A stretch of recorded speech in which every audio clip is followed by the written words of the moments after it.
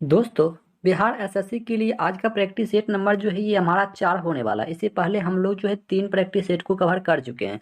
यदि वो वाला प्रैक्टिस सेट नहीं लगा है तो वीडियो के डिस्क्रिप्शन में आपको टेलीग्राम का लिंक मिल जाएगा, वहाँ से जाकर के जो आप सभी प्रैक्टिस सेट को लगा सकते हैं और वहीं से जो आप इसका पीडीएफ भी जो है डाउनलोड करके रिवीजन कर सकते हैं। ठीक है, आपको पीडीएफ भी जो है आपको टेलीग्राम पर ही मिल जाएगा। तो चलिए आज का प्रश्न को हम लोग जो है स्टार्ट करते हैं। तो आज का पहला प्रश्न है कि निम्नलिखित में से क्या केवल पादप कोशिका में पाया जाता है? यानी कि इन सभी में से ऐसा क्या है जो कि केवल पादप कोशिका में ही पाया जाता है? देखो, लवक जो होता है ना, लवक, ये लवक जो है ना केवल पादप कोशिका में पाया जाता है। ठीक है, पादप कोशिका में केवल लवक जो है ये पाया जाता है। देखो, हम बात कर ले कि लवक लवक जो है ना ये 3 प्रकार के होता है। ठीक है, पहला होता है जैसे कि जिसको हम बोलते हैं क्लोरोप्लास्ट। ठीक है,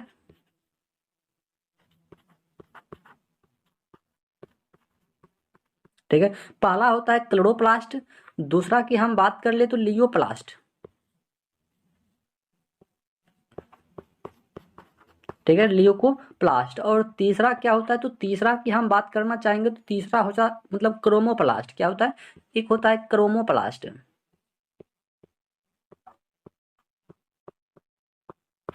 ठीक है, यानी कि लवक जो है ना ये 3 प्रकार के होता है। एक एक तो होता है क्लोरोप्लास्ट, एक होता है ल्यूकोप्लास्ट, एक होता है क्रोमोप्लास्ट। तो देखो, क्लोरोप्लास्ट का मतलब क्या होता है। देखो, ये क्लोरोप्लास्ट जो होता है, क्लोरोप्लास्ट, इसका रंग जो है ना हरा होता है।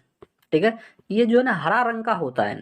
और ये ल्यूकोप्लास्ट जो होता है, ल्यूकोप्लास्ट, इसका रंग जो है ना सफेद होता है। ठीक है, इसका रंग जो है सफेद होता है। और ये क्रोमोप्लास्ट जो होता है, क्रोमोप्लास्ट, इसका मतलब जो है ना ये मतलब लाल भी होता है और अन्य मतलब कुछ चमकीला टाइप का होता है। ठीक है, ये जो है ना लाल होता है और कुछ मतलब चमकीला टाइप का होता है क्रोमोप्लास्ट। ठीक है, तो लवक जो है ना 3 प्रकार के होता है। चलिए,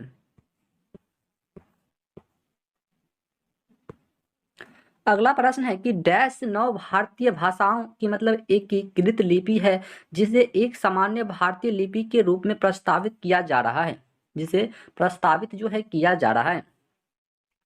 देखो, एक भारतीय, ठीक है, भारतीय यहाँ पर जो है बिल्कुल सही जवाब हो जाएगा। ठीक है, भारतीय, देखो, नव भारतीय भाषाओं की मतलब एकीकृत लिपि है जिसे एक सामान्य भारतीय भारतीय लिपि के रूप में जो प्रस्तावित किया जा रहा है। ठीक है, तो यहाँ पर जो है ना ऑप्शन नंबर ए बिल्कुल सही जवाब इसका हो जाएगा। ठीक है, चलिए,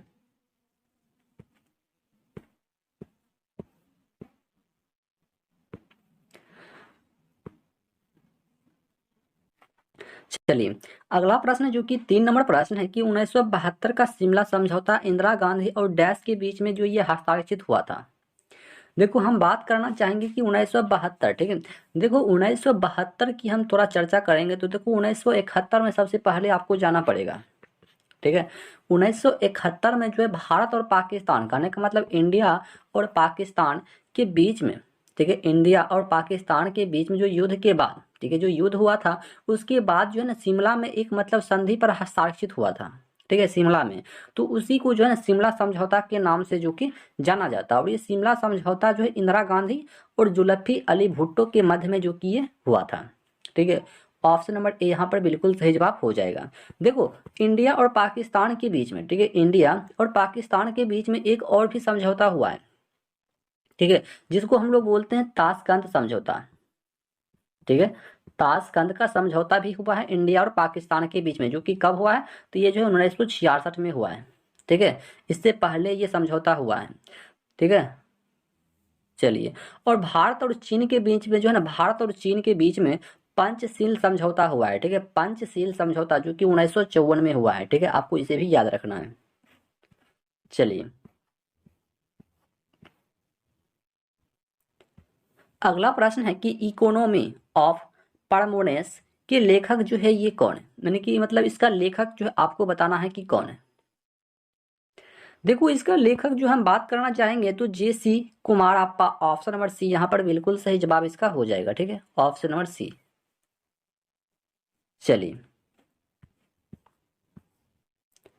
अगला प्रश्न है कि वारली लोक चित्रकारी किस राज्य की लोक कला का एक रूप है। लोक कला का जो है एक रूप है वारली। देखो वारली की हम बात करना चाहेंगे तो वारली जो है ना ये मतलब एक लोक कला है, यानी कि महाराष्ट्र का है। ठीक है, कहाँ का है ये? महाराष्ट्र का एक लोक कला है, महाराष्ट्र का। देखो उसके बाद जैसे हम बात कर ले गुजरात और मध्य प्रदेश का जो है ना एक लोक कला है। ठीक है, गुजरात और मध्य प्रदेश का, जिसको हम लोग बोलते हैं पिथोड़ा। ठीक है, ये पिथोड़ा जो है ना एक लोक कला है जो कि गुजरात और मध्य प्रदेश के बीच में है। ठीक है, चलिए। और आपको बिहार से याद रखना है, बिहार में मधुबनी चित्रकला चलता है। ठीक है, बिहार में मधुबनी चित्रकला। चलिए,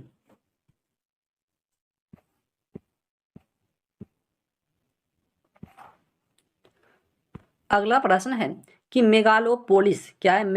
मेगालोपोलिस एक ग्रीक शब्द है जिसका अर्थ महान शहर, इसे 1967 के द्वारा यानी कि लोकप्रिय बनाया गया था। बताइए। देखो इसे जो है ना किसके द्वारा बनाया गया था? तो जीन गॉटमैन के द्वारा। ठीक है, जीन जीन गॉटमैन के द्वारा जो है इसे लोकप्रिय बनाया गया है। ठीक है, देखो गॉटमैन ने 1967 में, ठीक है 1967 में, हाँ ठीक है, गॉटमैन ने 1967 में जो प्रथम बार तेजी से बढ़ रहे शहरीकरण, ठीक है, तेजी से बढ़ रही शहरीकरण में आबादी की तरफ दुनिया को ध्यान जो कि आकर्षित किया था। ठीक है, और ये गॉटमैन मतलब क्या कहते हैं, फ्रांसीसी एक भूगोलवेता थे। ठीक है, फ्रांसीसी। चलिए,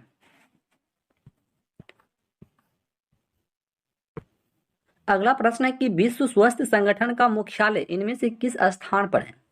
विश्व स्वास्थ्य संगठन का मुख्यालय जो है किस स्थान पर है? देखो विश्व स्वास्थ्य संगठन का मुख्यालय जो है ये जनेवा में स्थित है। ठीक है, कहाँ पर स्थित है? जनेवा में। और इसकी स्थापना जो है कब हुआ है? इसकी स्थापना कहने का मतलब WHO। ठीक है, WHO का स्थापना की हम बात करना चाहेंगे तो इसकी स्थापना जो है 7 अप्रैल, ठीक है 7 अप्रैल 1948 को हुआ है। ठीक है, 7 अप्रैल 1948 को जो है WHO की स्थापना हुआ है। और इनमें जो है इनमें मतलब टोटल सदस्य की हम बात कर लें तो इसमें टोटल सदस्यों की संख्या जो है 194 सदस्य। कितना? 194 सदस्य हैं। चलिए,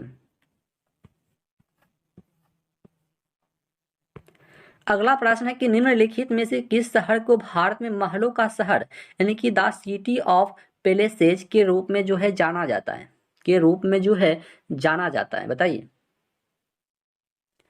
देखो ये जो है ना कोलकाता को, किसको? कोलकाता को। ऑप्शन नंबर ए हो जाएगा कोलकाता को, कोलकाता को। चलिए, और देखो एक मतलब आपको याद रखना है साइड से कि झीलों का नगर जो है किसे कहा जाता है? देखो झीलों का नगर जो है ना श्रीनगर को कहा जाता है। श्रीनगर को झीलों का नगर कहा जाता है, श्रीनगर को।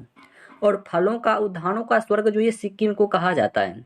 5 नदियों की भूमि जो ये पंजाब को कहा जाता है। तो कोई एक सब मतलब जो है ना छोटा छोटा एक फैक्ट होता है। चलिए,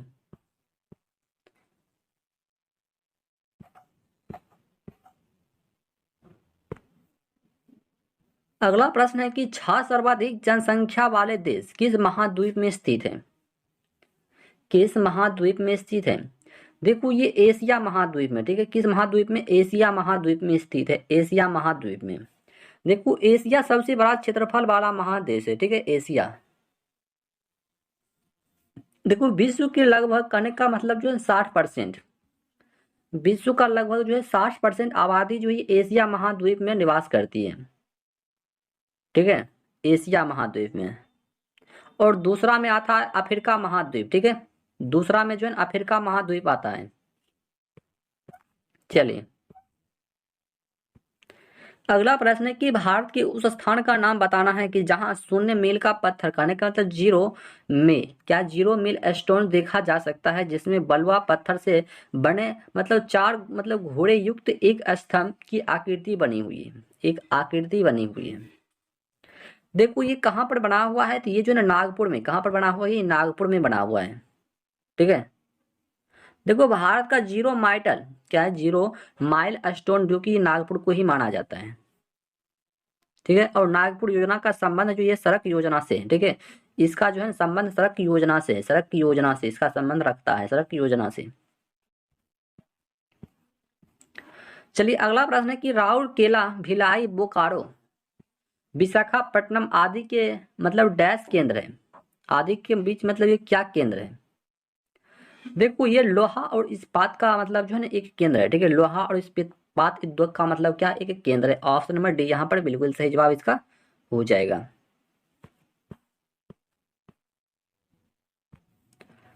चलिए अगला प्रश्न है कि बुद्ध धर्म की स्थापना कब हुई थी? बौद्ध धर्म की स्थापना जो है ये कब हुआ था? देखो बौद्ध धर्म की स्थापना जो 6ठी शताब्दी ईसा पूर्व में हुआ था, ठीक है, इसकी स्थापना 6ठी शताब्दी ईसा पूर्व हुआ था। और गौतम बुद्ध का जन्म, ठीक है, गौतम बुद्ध का जन्म की हम बात कर ले तो 563 ईसा पूर्व, ठीक है, 563 ईसा पूर्व हुआ था, ठीक है, 563 ईसा पूर्व, जो कि कपिल वस्तु की लुम्बिनी नामक स्थान पर हुआ था।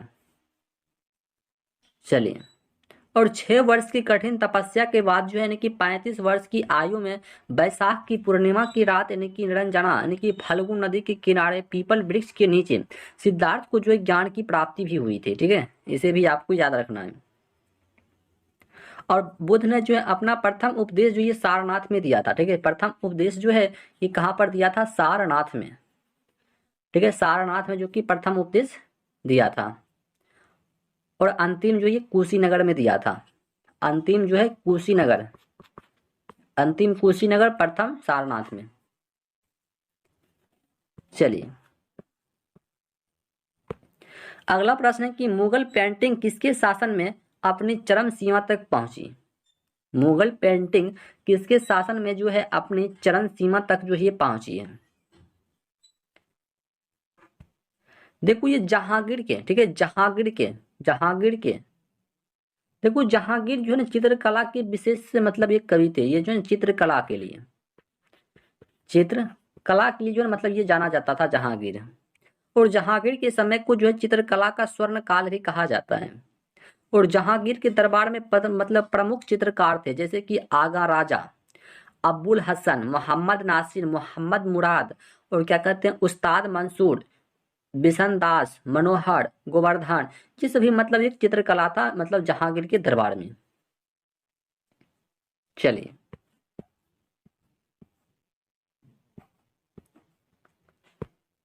अगला प्रश्न है कि राष्ट्रीय पोषण पदार्थ संस्थान जो है ये कहाँ पर स्थित है? राष्ट्रीय पोषण पदार्थ संस्थान जो है ये कहाँ पर स्थित है? देखो ये हैदराबाद में, कहाँ पर स्थित है? हैदराबाद में जो कि स्थित है, हैदराबाद में। चलिए और नई दिल्ली की हम बात कर ले तो नई दिल्ली में जो है केंद्रीय कृषि अनुसंधान जो है ये नई दिल्ली में स्थित है, केंद्रीय कृषि अनुसंधान। चलिए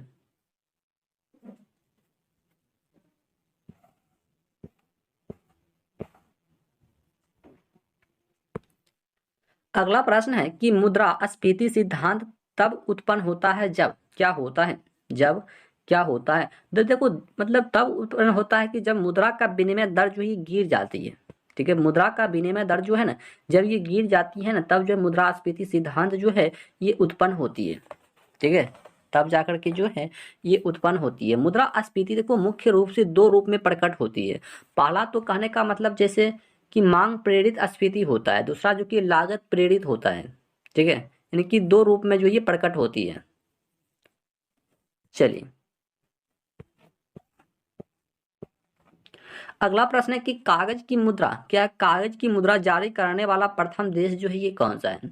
देखो सबसे पहले कागज का ही आविष्कार कहने का मतलब जो है सबसे पहले कागज का आविष्कार है जो ये चाइना किया है, तो रुपया का भी जो चाइना ही किया होगा, तो यहाँ पर जो बिल्कुल सही जवाब हो जाएगा चाइना, ठीक है। देखो भारत की मुद्रा रुपया जो कि दशमलव पद्धति पर आधारित है, ठीक है, दशमलव पद्धति पर जो कि अपना भारत का रुपया जो है ये आधारित है। भारत में जो है रुपया के नोट और सिक्के जो कि लीगल मनी की मतलब श्रेणी में आता है, किसके श्रेणी में आता है? तो लीगल मनी के श्रेणी में जो कि भारत के रुपये के नोट जो है वो आता है, ठीक है। और रिजर्व बैंक के अंतर्गत संचालित निजी क्षेत्र का पहला बैंक जो कि यूटीआई बैंक होता है, ठीक है, यूटीआई बैंक। चलिए तो यहाँ पर जो है क्या हो जाएगा, तो इस प्रश्न का बिल्कुल सही जवाब जो है चाइना हो जाएगा। ठीक है, चाइना। चलिए अगला प्रश्न है कि गांधी इरविन समझौता को भारतीय इतिहास में एक महत्वपूर्ण स्थान प्राप्त है। इस समझौते को अन्य किस नाम से जो है जाना जाता है, इस समझौता को जो है अन्य किस नाम से जो है जाना जाता है। देखो इसको जो है ना दिल्ली समझौता के नाम से भी जाना जाता है। ठीक है, दिल्ली समझौता के नाम से। देखो यह प्रथम समझौता है कि जब ब्रिटिश सरकार ने भारतीयों के बराबर के दर्जा को मतलब देखकर मतलब एक समझौता किया था, और गांधी जी ने द्वितीय गोलमेज सम्मेलन में भाग लेने के लिए लंदन गए थे और सविनय अवज्ञा आंदोलन जो कि स्थगित कर दिया था। ठीक है, जिसमें दलितों को अलग मतलब जो निर्वाचन मंडल देने के प्रश्न पर लंदन से वापस चले आए थे गांधी जी। और कांग्रेस का मतलब एकमात्र प्रतिनिधि जो कि गांधी जी द्वितीय गोलमेज सम्मेलन में भाग लेने जो कि ये लंदन गए थे। और पुनः समझौता गांधी और अम्बेडकर के बीच में ही हुआ था। ठीक है, पुनः समझौता गांधी और अम्बेडकर के बीच में हुआ था। कब हुआ था, तो ये जो 1932 में हुआ था। ठीक है, 1932 में ये पूना वाला समझौता। चलिए अगला प्रश्न है कि मुगल काल में सर्वाधिक मनसबदार किसके शासन काल में थे, किसके शासन काल में जो है मनसबदार थे। देखो ये जो है ना सबसे ज्यादा ये औरंगजेब के शासन काल में, ऑप्शन नंबर ए हो जाएगा। औरंगजेब के शासन काल में जो है मनसबदारों को मतलब जो है ना वेतन के बदले जागीर दिया जाता था।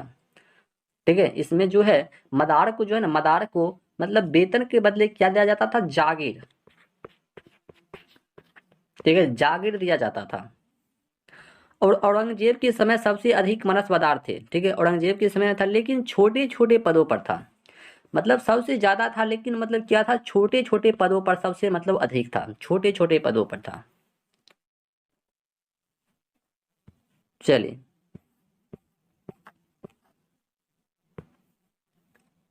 अगला प्रश्न है कि सतरथ मंदिर का निर्माण पल्लव नरेश नरसिंह वर्मन प्रथम ने कहाँ पर करवाया है, कहाँ पर जो है ये करवाया है, बताइए। ये जो है कहाँ पर करवाया है। देखो ये जो है ना बात कर लेते, ये जो है ना महाबलीपुरम में, कहाँ पर कराया है, ये महाबलीपुरम में जो है ये करवाया है। ठीक है, सतपथ मंदिर का निर्माण जो है पल्लव नरेश नरसिंह वर्मन प्रथम ने महाबलीपुरम में करवाया है। ठीक है, महाबलीपुरम में। चलिए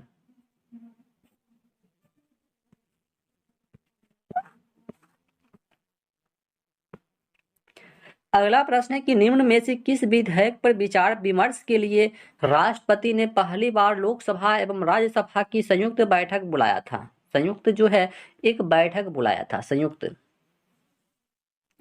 देखो ये जो है ना बुलाया था दहेज निषेध विधेयक 1961 के लिए बुलाया था, ना कि ऑप्शन नंबर बी यहाँ पर बिल्कुल सही जवाब हो जाएगा। देखो दहेज निषेध विधेयक मतलब 1961 की हम बात करें, देखो इसमें मतलब विचार विमर्श किए जाने के लिए राष्ट्रपति ने पहली बार लोकसभा एवं राज्यसभा की संयुक्त बैठक बुलाया था, जिसमें आर्टिकल जिसमें आर्टिकल 108 के अधीन राष्ट्रपति को संयुक्त बैठक बुलाने का अधिकार दिया गया था। और यदि दोनों सदनों के बीच यदि विधायक पर गतिरोध हो तो धन विधेयक जो होता है संविधान संशोधन विधेयक आदि पर जो है ना कहने का मतलब संयुक्त अधिवेशन नहीं हो सकता है। अगर यदि संयुक्त बैठक की अध्यक्षता स्पीकर करता है तो सभापति भाग भी नहीं ले सकता है। यदि संयुक्त बैठक की अध्यक्षता जो स्पीकर करता है तो सभापति जो है उसमें भाग नहीं ले सकता है। तो यहाँ पर जो है प्रश्न का बिल्कुल सही जवाब ऑप्शन नंबर बी हो जाएगा कि दहेज निषेध विधेयक 1961 में।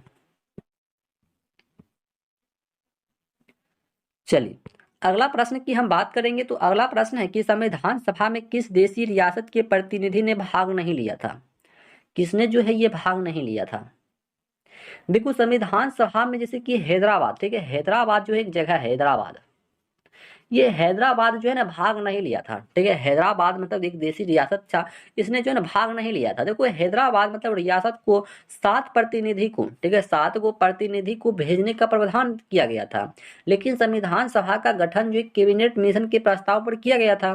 तो कहने का मतलब यह है कि संविधान सभा में कुल मतलब जो है 389, कितना, संविधान सभा में 389 सदस्यों में से मतलब 93 सदस्य, टोटल सदस्य जो कितना था 389 था, लेकिन इसमें 93 सदस्य जो है ये देशी रियासत से चुनने के प्रावधान किया गया था। मतलब टोटल सदस्य इतना था लेकिन चुना जाना था इतना का ही। तो इसमें जो है ना हैदराबाद सबसे बड़ी देशी रियासत थी, जिसकी आबादी जो है लगभग, जिसकी आबादी जो कितना था लगभग, तो 1.5 करोड़ था। कितना था? 1.5 करोड़ था। 1.5 करोड़, समझ सकते हैं। तो सभा के मतलब संवैधानिक सलाहकार जो थे, जो मतलब कहने का मतलब ये है कि जाने माने न्यायाधीश, जिसको मतलब हम जानते हैं कि B.N. राव। तो कौन था? B.N. राव थे। तो उसने जो है संविधान सभा का प्रथम अधिवेशन जो ये 9 दिसंबर 1946 को संसद भवन के केंद्रीय कक्ष में मतलब क्या संपन्न कर दिया था। और डॉक्टर सच्चिदानंद सिन्हा को जो है सर्वमत कहने का मतलब संविधान सभा का अस्थायी अध्यक्ष के रूप में चुना गया था, डॉक्टर सच्चिदानंद सिन्हा को। और इसके पश्चात ही 1946 में, ठीक है, इसके पश्चात करने का मतलब जो है 1946 ईस्वी में कांग्रेस के नेता कौन थे? कांग्रेस के नेता थे डॉक्टर राजेंद्र प्रसाद, जो है ये संविधान सभा के अस्थायी अध्यक्ष के रूप में चुना गया था, ठीक है, उसी समय। तो यहाँ पर जो है इस प्रश्न का बिल्कुल सही जवाब क्या हो जाएगा? ऑप्शन नंबर सी यहाँ पर बिल्कुल सही जवाब हो जाएगा, हैदराबाद, ठीक है, हैदराबाद।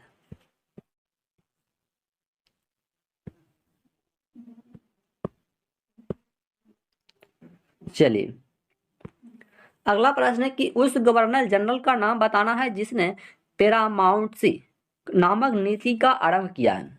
बताइए, आरंभ किया है। देखो ये लॉर्ड हेस्टिंग ने किया है। ऑप्शन नंबर डी यहाँ पर बिल्कुल सही जवाब हो जाएगा। चलिए, अगला प्रश्न क्या है कि बादो छम का मतलब बादो छम का लोक नृत्य है। बताइए मतलब कहाँ का लोक नृत्य है बादो छम? देखो बारदो छम जो है ना ये अरुणाचल प्रदेश का है। कहाँ का? ये अरुणाचल प्रदेश का मतलब जो एक लोक नृत्य है, अरुणाचल प्रदेश का।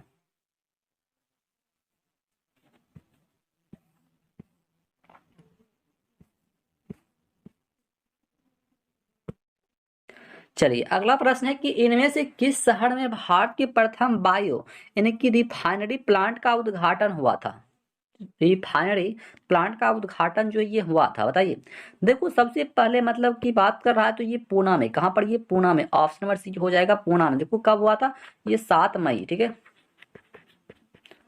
7 मई 2017 को, ठीक है, 7 मई 2017 को। चलिए, अगला प्रश्न है कि वंदे मातरम के प्रथम संपादक कौन थे? वंदे मातरम का। देखो ये अरविंद घोष। कौन था? Aurobindo Ghosh. Option number B हो जाएगा अरविंद घोष। देखो महात्मा गांधी का जन्म जो ये पोरबंदर में हुआ था, ठीक है, काम हुआ था पोरबंदर, पोरबंदर। महात्मा गांधी का जन्म हुआ था पोरबंदर में। और वंदे मातरम, देखो वंदे मातरम जो है आनंद मठ के उपन्यास में सर्वप्रथम 1882 में प्रकाशित हुआ है, ठीक है, आनंद मठ से। ये जो है आनंद मठ से प्रकाशित हुआ है, आनंद मठ से। कब हुआ है? तो 1882 में जो ये प्रकाशित हुआ है आनंद मठ से। और आनंद मठ में के रचयिता कौन था? बंकिम चंद्र चटर्जी। कौन है? बंकिम चंद्र चटर्जी। इसे भी आपको याद रखना है। इसका रचयिता कौन है? बंकिम चंद्र चटर्जी। चलिए, और डॉक्टर बी आर अम्बेडकर की हम थोड़ा बात कर ले तो डॉक्टर बी आर अम्बेडकर जो है ना राष्ट्रीय गीत को 24 जनवरी 1950 को, ठीक है, राष्ट्रीय गीत को 24 जनवरी 1950 को संविधान सभा को मतलब जो है स्पीकर के रूप में किया था। सॉरी सॉरी सॉरी, क्या कहते हैं, अरे अरे, ये डॉक्टर बी आर अम्बेडकर की हम बात कर रहे हैं, ठीक है, डॉक्टर बी आर अम्बेडकर की हम यदि बात करना चाहेंगे, देखो डॉक्टर बी आर अम्बेडकर मतलब तीनों गोल्ड सम्मेलन में जो है भाग लिया था, ठीक है, तीनों गोल्ड सम्मेलन में भाग लिया था। चलिए, अगला प्रश्न है कि भारत का कुल क्षेत्रफल जो है कितना है? भारत का कुल क्षेत्रफल कितना है? देखो भारत का कुल क्षेत्रफल जो है 32,87,263 वर्ग किलोमीटर। कितना है? 32,87,263 वर्ग किलोमीटर। यानी कि ऑप्शन नंबर बी यहाँ पर बिल्कुल सही जवाब इसका हो जाएगा, ठीक है, ऑप्शन नंबर ए। और भारत का विश्व मतलब भारत का क्षेत्रफल विश्व के क्षेत्रफल का कितना परसेंट है? तो 2.4%। कितना है? विश्व के परसेंट का 2.4% है। चलिए, अगला प्रश्न है कि निम्नलिखित युग्मों में से कौन सा एक सुमेलित नहीं, यानी कि ऐसा कौन सा युग्म है जो कि वो मतलब गलत है? देखो ये अकबर, ठीक है, अकबर सर टॉमस रो जो है ये मतलब क्या है? गलत है, ठीक है, ये जो है क्या गलत है? देखो सर टॉमस रो को मतलब 1615 में, ठीक है, 1600 सर टॉमस रो को कहने का मतलब जो है सर टॉमस रो है, ठीक है, इससे जो है मतलब हाँ 1615 1615 में, ठीक है, 1615 में जो है जहांगीर के दरबार में आया था। ठीक है, ये जो है जहांगीर के दरबार में आया था, जहांगीर के दरबार में। ठीक है, लेकिन यहाँ पर दे दिया गया अकबर, तो यहाँ पर अकबर नहीं होगा बल्कि जहांगीर हो जाएगा। ठीक है, और जहांगीर के समय में जैसे विलियम हॉक्सिंग भी आया था। ठीक है, विलियम हॉक्सिंग। चलिए, और अकबर के दरबार में कौन आया था? देखो अकबर के दरबार में जो है ना फादर फादर मॉन सेठ आया था। कौन आया था? फादर मॉन सेठ। फादर मॉन सेठ आया था, मॉन सेठ अकबर के दरबार में आया था। चलिए, अगला प्रश्न है कि मतलब बुल्स आई किस खेल से संबंधित है? बुल्स आई जो है यह किस खेल से संबंधित है? बुल्स आई,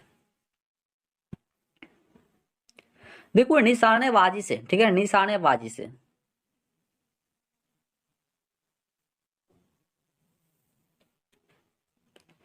चलिए, अगला प्रश्न है कि राइटर्स न्यूज एजेंसी है। देखो ये ब्रिटेन की है। कहाँ की है? ब्रिटेन की। ऑप्शन नंबर बी हो जाएगा ब्रिटेन की। ब्रिटेन की।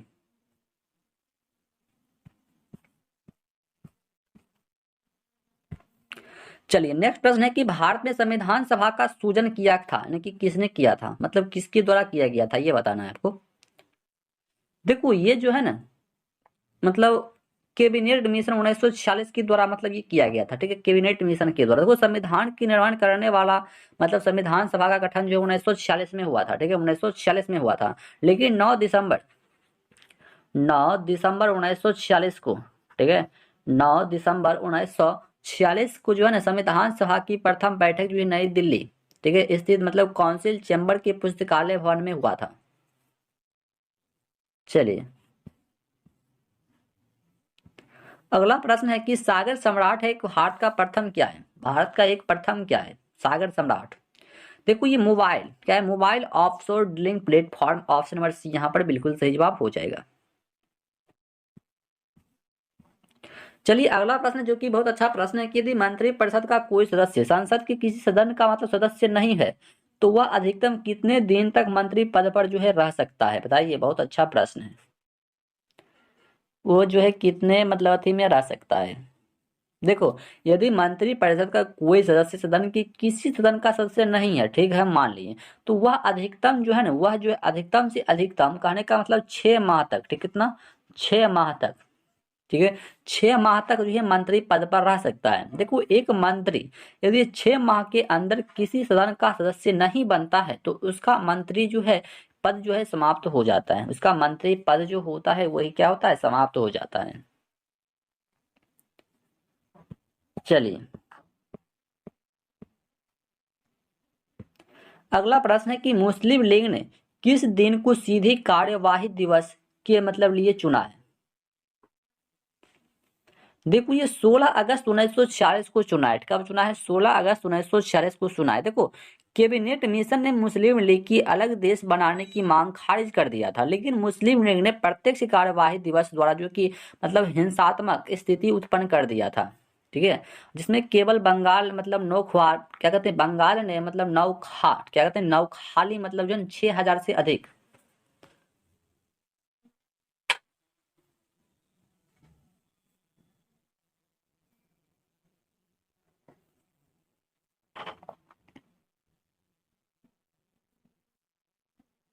देखो इसमें जो है ना 6,000 से अधिक व्यक्ति जो है ना मारे गए थे। ठीक है, 6,000 से अधिक व्यक्ति जो है इसमें मारे गए थे, लेकिन कांग्रेस कांग्रेस के मंत्रिमंडल ने मतलब 22 दिसंबर 1939 को सामूहिक रूप से त्याग पत्र दे दिया था, लेकिन मुस्लिम लीग ने इस दिन को क्या कहते हैं मुक्ति दिवस के रूप में मनाया है। ठीक है, मुक्ति दिवस के रूप में। तो इसीलिए जो है ना ये मतलब 16 अगस्त 1946 को मनाया जाता है। चलिए, अगला प्रश्न क्या है? तो अगला प्रश्न है कि भारतीय संविधान सभा के चुने हुए अस्थायी अध्यक्ष इन सभी में से कौन थे? इन सभी में से जो है कौन थे? देखो ये कौन थे? तो ये राजेंद्र प्रसाद जो कि अस्थायी अध्यक्ष थे, और अस्थायी अध्यक्ष पूछेगा तो ये सच्चिदानंद सिन्हा हो जाएगा अस्थायी अध्यक्ष। ठीक है, अस्थायी सदस्य। ठीक है, सच्चिदानंद सिन्हा। और प्रारूप समिति का अध्यक्ष जो ये डॉक्टर बी आर अम्बेडकर थे। ठीक है,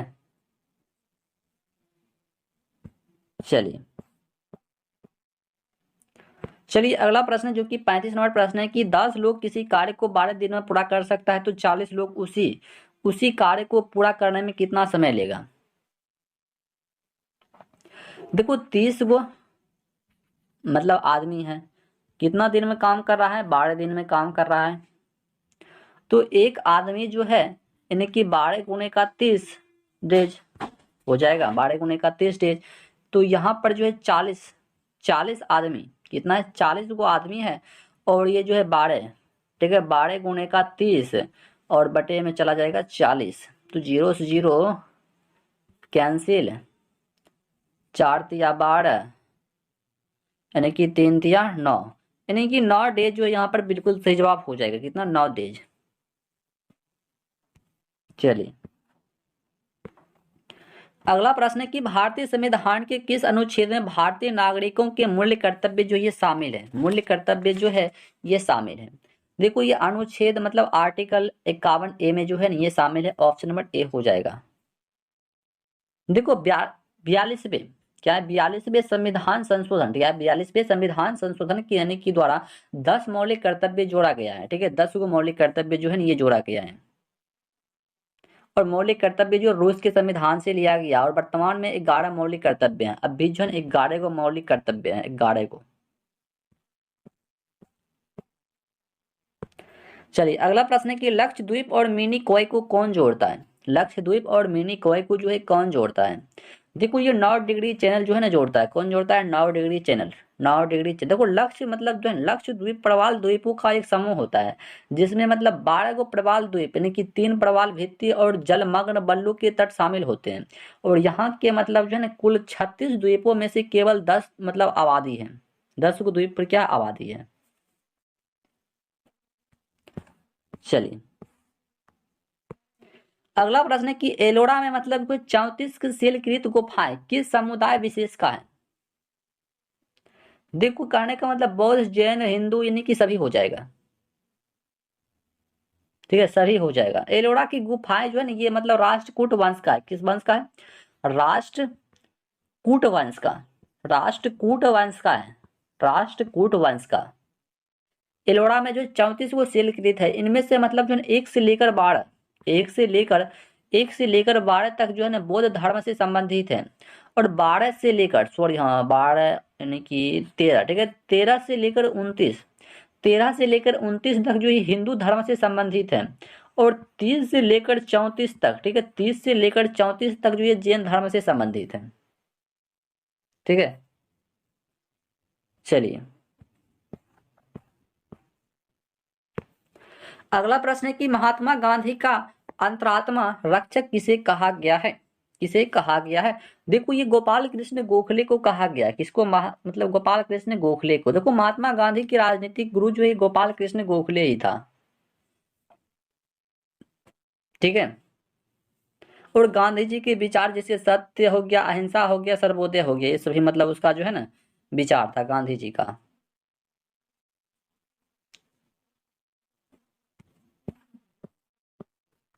चलिए अगला प्रश्न है कि निम्नलिखित में से मुद्रा आपूर्ति की सर्वाधिक तरल माप जो है ये क्या है। देखो इसका माप जो होता है ये M1 होता है। क्या होता है, M1। देखो M1 मुद्रास्फीति की सर्वाधिक तरल माप होता है। देखो M4 की हम थोड़ा बात कर ले तो M4 जो है मुद्रा आपूर्ति का सबसे विस्तृत माप होता है। इसमें जैसे कि M3 के साथ साथ मतलब डाकघरों की समस्त जमा राशि भी जो है सम्मिलित हो जाती है। ठीक है, M4 के साथ साथ यानी कि M3 का भी। तो इसलिए जो M1 यहाँ बिल्कुल सही जवाब हो जाएगा। ठीक है, M1 का। तो M1 जैसे कि हिंदी में टाइपिंग हो गया तो ऑप्शन नंबर ए हो जाएगा। चलिए अगला प्रश्न है कि अंतरराष्ट्रीय मुद्रा कोष के बोर्ड ऑफ गवर्नर्स का पदेन गवर्नर मतलब ये भारत का है मतलब कौन है बताइए। देखो ये जो है ना वित्त मंत्री, ऑप्शन नंबर सी हो जाएगा वित्त मंत्री। देखो अंतरराष्ट्रीय मुद्रा कोष की स्थापना, ठीक है, अंतरराष्ट्रीय मुद्रा कोष की स्थापना जो है ये 27, ठीक है, 27 दिसंबर और 1945, ठीक है, 27 दिसंबर 1945 को, ठीक है, 27 दिसंबर 1945 को हुई थी। लेकिन 1 मार्च, ठीक है, 1 मार्च 1947, 1 मार्च 1947 से अपना कार्य जो कि ये प्रारंभ किया था, और इसका मुख्यालय जो वाशिंगटन डीसी में है। कहाँ पर है? वाशिंगटन डीसी में। वर्तमान में जो इसकी सदस्यों की, वर्तमान में मतलब इसका कुल सदस्यों की संख्या जो है 183 है। कितना? 183 वर्तमान में है। चलिए अगला प्रश्न है कि भारतीय राष्ट्रीय कांग्रेस का प्रथम अधिवेशन हुआ था। भारतीय राष्ट्रीय कांग्रेस का प्रथम अधिवेशन जो है ये हुआ था, यानी कि कहाँ पर हुआ था? देखो ये बॉम्बे में हुआ था। कहाँ पर हुआ था? बॉम्बे में।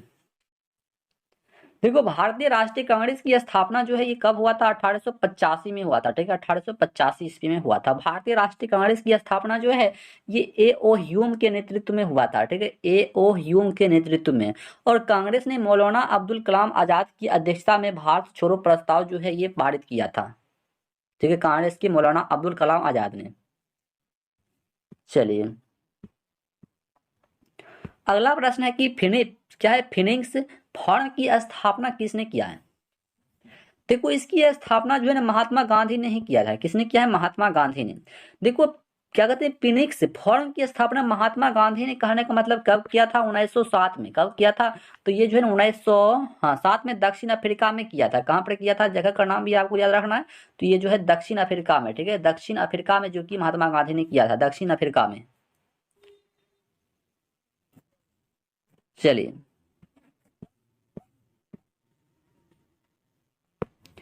अगला प्रश्न है कि कत्था बनाने हेतु किस पेड़ की लकड़ी का प्रयोग किया जाता है? यानी कि कत्था बनाने के लिए किसका प्रयोग किया जाता है? देखो खेर एक पेड़ होता है। ठीक है, पेड़ होता है, खेर जो है ना एक पेड़ होता है, उसी का प्रयोग किया जाता है कत्था बनाने के लिए। चलिए अगला प्रश्न जो कि क्या है? 45 नंबर प्रश्न है कि नेपाल के पड़ोसी मतलब भारतीय राज्यों का सही युग्म जो है ये क्या है? देखो सिक्किम बिहार क्या हो जाएगा? सिक्किम एंड बिहार हो जाएगा। देखो नेपाल के पड़ोसी भारतीय राज्य विकल्प जैसे सिक्किम और बिहार। देखो चीन का पड़ोसी भारतीय राज्य जैसे कि जम्मू कश्मीर। चाइना की यदि हम बात कर ले तो चाइना का जैसे जम्मू कश्मीर हो जाएगा, और हिमाचल प्रदेश हो जाएगा, उत्तराखंड हो जाएगा, सिक्किम हो जाएगा, उत्तरांचल हो जाएगा। ठीक है, और म्यांमार की हम बात थोड़ा कर लेंगे तो यहाँ पर म्यांमार, देखो म्यांमार के पड़ोसी देश जैसे कि अरुणाचल प्रदेश, नागालैंड, मणिपुर, मिजोरम। और बांग्लादेश जो कि बहुत बड़ा मतलब देश है, तो बांग्लादेश के पड़ोसी देश जैसे कि अपना भारत का मिलता है मिजोरम से, त्रिपुरा से, असम से, मेघालय से, पश्चिम बंगाल से। ठीक है, तो ये सभी से मिलता है।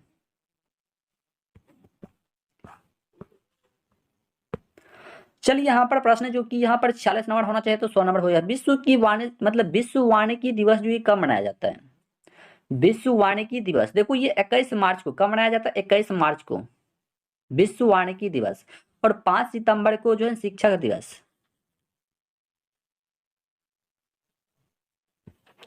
ठीक है, 5 दिसंबर को शिक्षक दिवस के रूप में मनाया जाता है, राधा कृष्ण के जन्म के दिन पर। और 16 मार्च को जो है ना राष्ट्रीय प्रतिरक्षण किरण मतलब क्या करते हैं मतलब राष्ट्रीय प्रतिरक्षण दिवस जो है मनाया जाता है। ठीक है, तो आज का प्रश्न जो कि यहीं पर समाप्त होता है। तो आप कितने प्रश्न को सही किए हैं कमेंट बॉक्स में जरूर बताइएगा। तो चलिए मिलते हैं नेक्स्ट वीडियो में, तब तक के लिए जय हिंद।